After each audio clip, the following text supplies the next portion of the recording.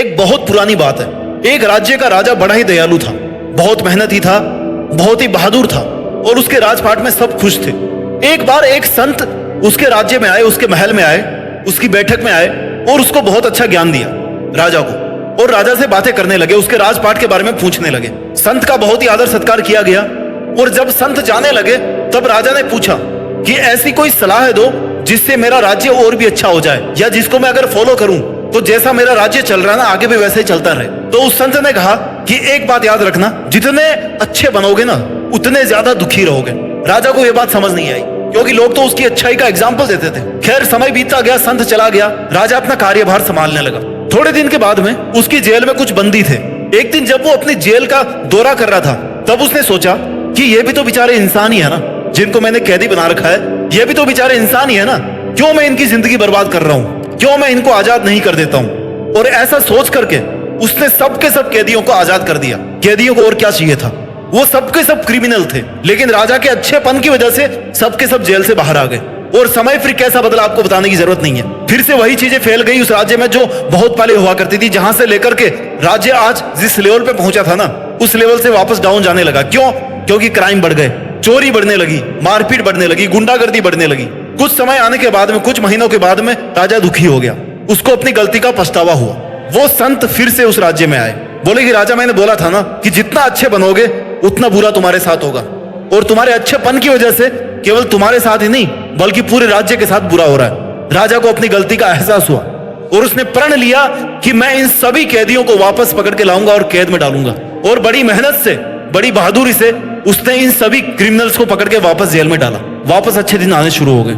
अच्छा बनो, लेकिन इस लेवल के अच्छे मत बनो कि आपके साथ में हमेशा बुरा हो जाए, जैसा उस राजा के साथ हुआ, जैसा उस राज्य के साथ हुआ। अच्छा बनना उतने तक ही ठीक है जहां तक आपका नुकसान नहीं हो, किसी इंसान का नुकसान नहीं हो, किसी समाज का नुकसान नहीं हो, अपने देश का नुकसान नहीं हो। अच्छा बनना वहीं तक आवश्यक है। अगर आपके ज्यादा अच्छा बनने से किसी का नुकसान हो रहा है, किसी मासूम का नुकसान हो रहा है, आपका अपना नुकसान हो रहा है, अपने सपनों का नुकसान हो रहा है, तो ऐसा अच्छा बनने का कोई फायदा नहीं है। जितने ज्यादा जरूरत से ज्यादा आप अच्छे बनोगे ना उतने ज्यादा दुखी रहोगे। अब इसका मतलब क्या है? बुरे बन जाओ। सीधा सा आंसर तो यही निकलता है, कंक्लूजन तो यही निकलता है कहानी से कि अच्छे मत बनो तो क्या बनो, फिर बुरे बनेंगे। माय डियर, बुरा बनने के बहुत सारे मीनिंग होते हैं। आपको अपने लिए बुरा बनना है। अपने लिए कैसे बुरा बनना है? आपको कुछ बातें मैं आपको यहाँ पे बताने वाला हूँ कि अपनी सीमाओं का ज्ञान करें, कहां तक आपकी लिमिट है। एक हद से ज्यादा लोगों को एक्सेस मत दें अपनी लाइफ में। बुरा बनने का मतलब यह नहीं कि आप किसी को जाकर के थप्पड़ मार दो।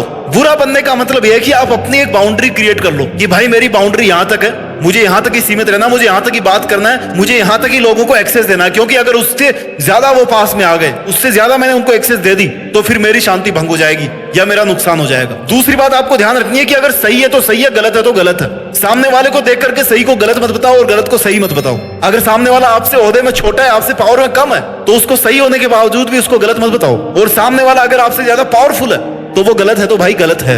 आपको अपने एथिक्स के साथ में, अपनी कोर वैल्यूज के साथ में कॉम्प्रोमाइज नहीं करना चाहिए। अगर सामने वाले को खुश रखने के लिए आप अपनी कोर वैल्यूज से कॉम्प्रोमाइज कर रहे हो ना तो आपके साथ में बुरा होने वाला है। उसके सामने अच्छा बने रहने से आपका कोई फायदा नहीं होने वाला। आपको ये समझना पड़ेगा कि आपको किसी का सहारा लेने की आवश्यकता नहीं है, आप अकेले काफी हो। लोग क्या करते हैं ना, उनकी जिंदगी में थोड़ी सी तकलीफ आई तो वो दूसरे लोगों के द्वारा मेंटल सपोर्ट लेने की कोशिश करते हैं, इमोशनल सपोर्ट लेने की कोशिश करते हैं। अच्छी बात है, इंसान हो, हक है, ऑप्शन है, लो सपोर्ट। आपको लग रहा है कि आप उससे जल्दी ठीक हो जाओगे, लेकिन यहां पर एक सबसे बड़ा नुकसान क्या हो जाता है, लोगों को आपकी कमियों के बारे में पता पड़ता है, आपकी लाइफ के बारे में पता पड़ता है।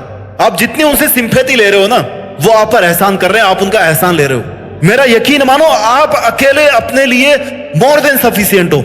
ऐसा कोई काम नहीं, ऐसी कोई मुसीबत नहीं जिससे आप नहीं निपट सको।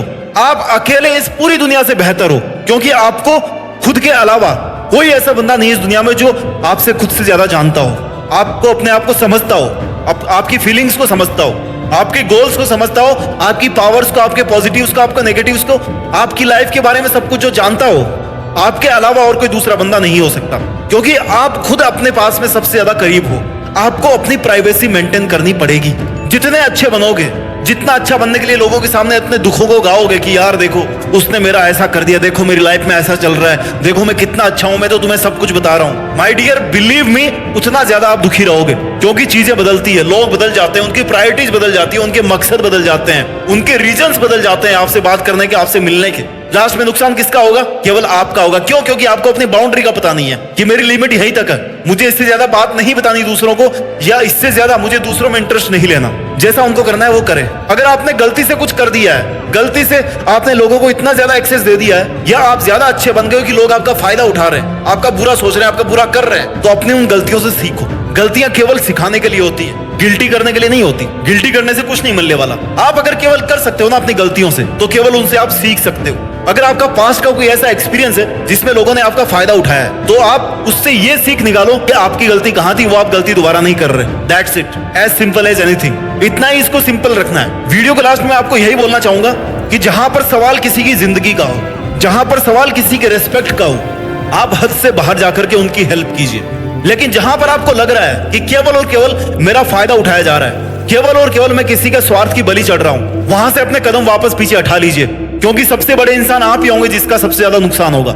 लेकिन अगर आपको लग रहा है कि किसी जरूरतमंद की हेल्प करना चाहिए, क्यों? क्योंकि वो डिजर्व करता है, उसमें ऐसी कोई भावना नहीं है, आप हद से बाहर जाकर के उनकी मदद कीजिए। अपना ख्याल रखिए और मेहनत करते रहिए, और मेहनत के दम पर देश में अपना ही नहीं बल्कि दुनिया में देश का नाम कीजिए। जय हिंद, वंदे मातरम।